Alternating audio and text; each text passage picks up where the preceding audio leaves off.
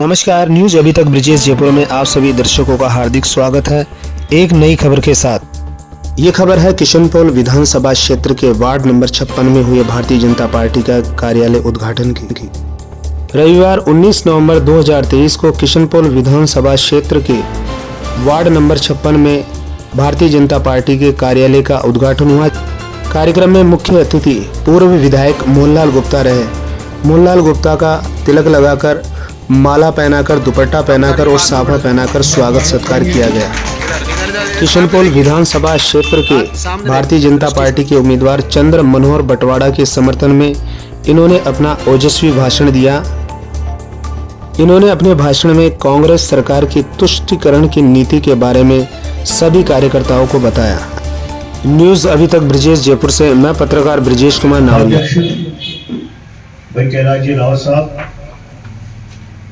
भाई राधेश्याम जी साहब, भाई बनवारी जी, भाई कैलाश जी, गोविंद जी, स्वामी जी, उपस्थित सभी महिला पदाधिकारीगण, रामोदार जी, उपस्थित सभी कार्यकर्ता बंधुओं, आज वार्ड 56 के कार्यालय का शुभारंभ है और इस कार्यालय के माध्यम से हम सब लोग घर घर जाकर पीले चावल बांटें और 25 तारीख को कमल के फूल पर निशान लगाने के लिए लोगों से अनुरोध करें। पहले मतदान, फिर अल्पाहार, फिर जलपान। और मैं समझता हूँ कि ये आह्वान हमको 100% जीत दिलाएगा। यदि हमारे अपने वोट भी गिर गए तो फिर हमको हराने वाला कोई नहीं है। और बंधुओं, जो बात मैं कहना चाहता हूं कि अपने क्षेत्र में, पूरे किशनपोल विधानसभा क्षेत्र में एक बार बम फटे आतंकवादियों के द्वारा चांदपुर हनुमान जी के मंदिर में, सुपुरिया में, सांगानेरी के मंदिर पे, बड़ी चौपड़ पर, और कई लोगों की डेथ हो गई। उनके परिवारजनों को हमको निश्चित रूप से याद करना चाहिए। उनकी पीड़ा को महसूस करना चाहिए कि आज तक उनके लोगों को, जो दोषी थे, उनको सुप्रीम कोर्ट में जाना पड़ा, हाई कोर्ट ने उनको बरी कर दिया। शर्म की बात है कांग्रेस सरकार के लिए।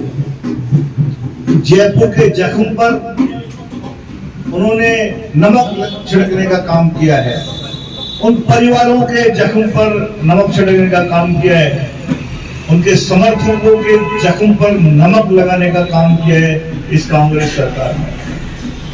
वकील नियुक्त की नहीं किए, ढंग से पैरवी नहीं की, और उसके पश्चात सुप्रीम कोर्ट में हमारे वकील गए और उस केस को वापस खुलवाया। ये भारतीय जनता पार्टी के वकील। इस बात को याद दिलाइए जब पीले चावल बांटने जाए कि कांग्रेस आतंकवादियों के साथ में है, कांग्रेस तुष्टीकरण करने वालों के साथ में है। एक और घटना हुई रामगंज में, किसी एक एक्सीडेंट के माध्यम से अल्पसंख्यक वर्ग के व्यक्ति की मृत्यु हो गई। एक्सीडेंट, आपस में झगड़ा हुआ और वो व्यक्ति मर गया। हमारे कांग्रेस के प्रत्याशी एमएलए उस धरने में मौजूद, थाने का घेराव करने में, उकसाने में लोगों को मौजूद, बहुत उकसाया। ऐसा लगा कि भीड़ उग्रवीर थाने को आग लगा देगी। इसी बीच रफीक साहब पहुंचे। उन्होंने कहा कि भाई ये लोगों को क्या चाहिए। उनसे पूछा गया तो उन्होंने डिमांड करी 1 करोड़ रुपया, 1 नौकरी, 1 दुकान, ये हमको दो। अधिकारियों ने कहा भाई इस प्रकार का कोई नियम नहीं है, एक्सीडेंट में जिस व्यक्ति की मृत्यु हो जाए, ऐसे तो सैकड़ों एक्सीडेंट डेली होते हैं भारतवर्ष में, खूब एक्सीडेंट होते हैं। तो क्या सभी को इस प्रकार से मांग रखना और उसको जायज मांग को, गैर जायज मांग को पूरा करना ठीक है क्या? नहीं साहब, हम तो लेंगे। अधिकारियों ने उनकी बात नहीं मानी, थाने वालों ने उनकी बात नहीं मानी, उग्र भीड़ को उकसाते रहे। तो दोनों एयरपोर्ट पहुंचे, रफीक साहब और कागजी साहब, और कोई नहीं पहुंचा। महेश जोशी जी भी यहाँ थे, प्रताप सिंह जी भी यहाँ थे, और भी अन्य लोग थे, लेकिन ये दोनों अपनी जाति के लिए, अपने धर्म के लोगों को उकसाने के लिए, और देखो हम आपके रहनुमाई हैं, इस बात को करने के लिए सीधे एयरपोर्ट पहुंचे। वहां गहलोत साहब से कहा, हमारी लाज रखो, और ये इस भीड़ को संतुष्ट करने के लिए इनको कंपनसेशन दो, नहीं तो हम हार जाएंगे चुनाव। गहलोत साहब एमएलए के पिछलकू हैं। गहलोत साहब ने सारे एमएलए को छूट दे रखी थी, खुली लूट की छूट, लूट की छूट। तो उनका ठीक है, मैं अधिकारियों को बोलता हूं, चीफ सेक्रेटरी को फोन किया और ये शर्मनाक डिसीजन दिया कि 50 लाख रुपए दे दो, एक डेयरी दे दो, एक नौकरी दे दो इस एक्सीडेंट में आए हुए व्यक्ति को। चीफ सेक्रेटरी से मैंने फोन किया, मैंने ये क्या किया? उन्होंने कहा कि जो किया सरकार ने किया, इलेक्टेड गवर्नमेंट ने किया, हमने कुछ नहीं किया। अधिकारियों की तरफ से किसी प्रकार का कोई अनुशंसा नहीं है। कलेक्टर से बात की, कलेक्टर ने कहा हमारी तरफ से कोई अनुशंसा नहीं है। सरकार के पास से सीधा चेक बन के आया अकाल राहत के नाम पर। देखिए आप, बड़ी जोरदार बात है, अकाल राहत के नाम पर चेक बन के आया, उस फंड में से पैसा कलेक्टर ने रिलीज कर दिया, हाथों हाथों चेक वहां उस व्यक्ति को दे दिया गया।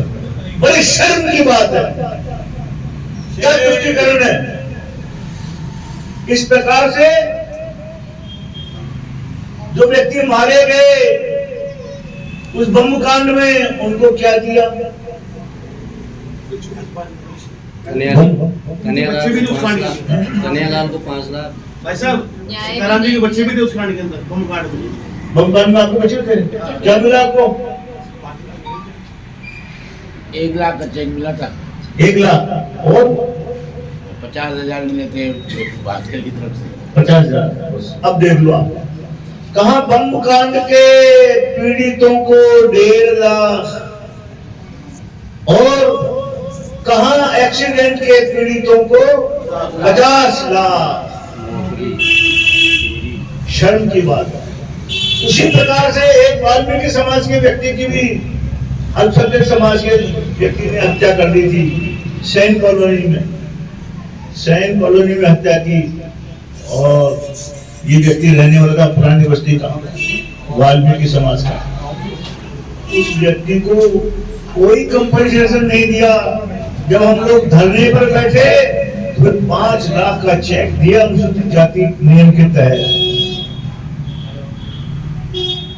ये है हमारे एमएलए की जागरूकता। तो उस एमएलए ने हरिजन को क्यों नहीं दिया वाल्मीकि को 50 लाख का चेक? ये पूछना चाहता हूं, उस एमएलए ने ये जो आतंक से पीड़ित लोग थे उनको क्यों नहीं 50 लाख का चेक दिलाया? बंधुओं ने कांग्रेस के तुष्टिकरण के लिए दी है। कन्हैयालाल की हत्या हो गई, उसको 20 दिन बाद में चेक मिला, लेकिन यहां हत्या हो गई तो आधा घंटे में चेक मिल गया, नौकरी मिल गई, डेयरी मिल गई। इस बात को जन जन तक पहुंचाना है, इस बात को घर घर तक पहुंचाना है। यही एक बात है जो हमको इलेक्शन जिता देगी, और निश्चित रूप से हम इलेक्शन जीतेंगे। हमें अपने समाज के लोगों का स्वाभिमान जगाना है, हमारे अपने अधिकारों के लिए हमको लड़ना है।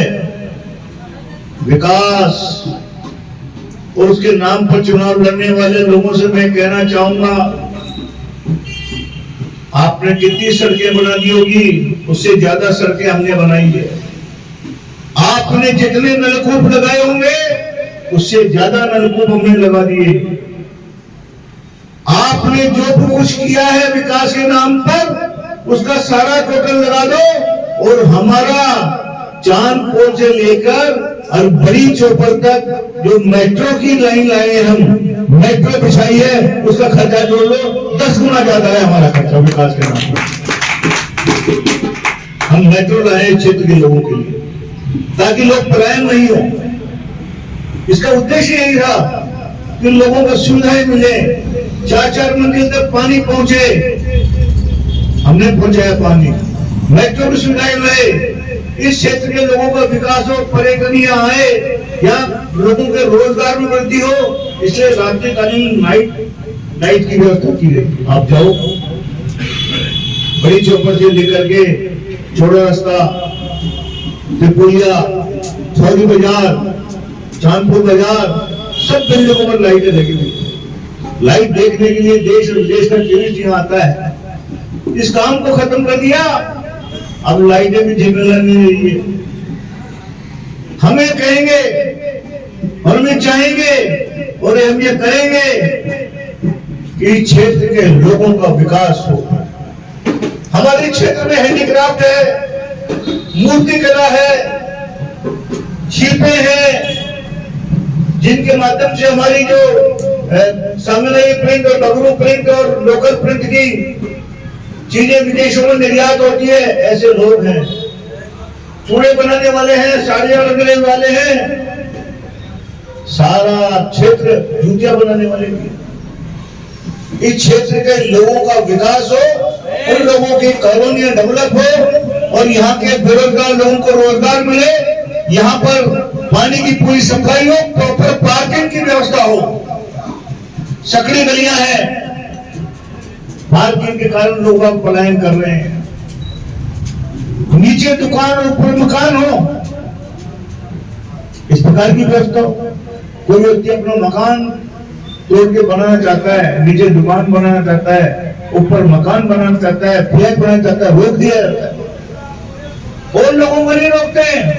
और 5-5 मंजिल की बिल्डिंगें चल रही है, 6-6 मंजिल की बिल्डिंगें बनी, देखिए रामगंज में वो बन गई। और इधर 1-1, 2-2 मंजिल के लिए लाखों रुपयों में रिश्वत देनी पड़ती है। और ये कांग्रेस के एमएलए के पास पहुंचती है। बंधुओं, इस प्रकार का आतंक और लूट ये किशनपुर विधानसभा क्षेत्र में कांग्रेस ने कर रखा है। इस आतंक और लूट को समाप्त करने के लिए, तुष्टीकरण की नीति को समाप्त करने के लिए, हमारे अपने स्वयं के विकास के लिए, सनातन धर्म के विकास के लिए हमको भारतीय जनता पार्टी को वोट देना है। हमने भारतीय जनता पार्टी ने तय किया था कि हम कृष्णा सर्किट बनाएंगे। तो कृष्णा सर्किट के माध्यम से चांदपुर हनुमान जी के मंदिर से लेकर गोविंद देव जी के मंदिर तक एक कृष्णा सर्किट बनने वाला था, गोपीनाथ जी के मंदिर होते हुए। विभिन्न प्रकार के विकास के काम होने थे, भक्ति संगीत चलने थे, लोगों को पैदल परिक्रमा करने की व्यवस्था थी।